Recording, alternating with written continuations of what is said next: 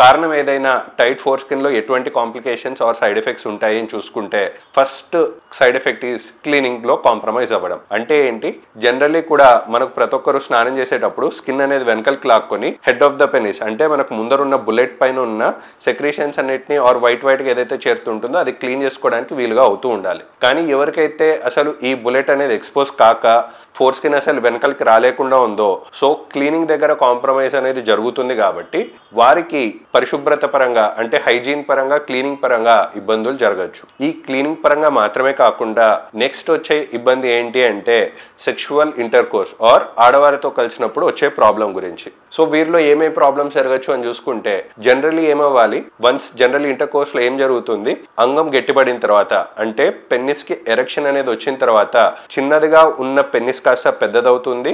So ఆ టైంలో generally ఏం జరగాలి, ముందర ఉన్న ఫోర్ స్కిన్ అంతా వెనకలికి వచ్చేసి హెడ్ ఆఫ్ ద పెన్నిస్ ముందరికి వచ్చి హెడ్ ఆఫ్ ద పెన్నిస్ అనగా ముందర ఉన్న బుల్లెట్ అంతా ఎక్స్పోజ్ అవ్వాలి.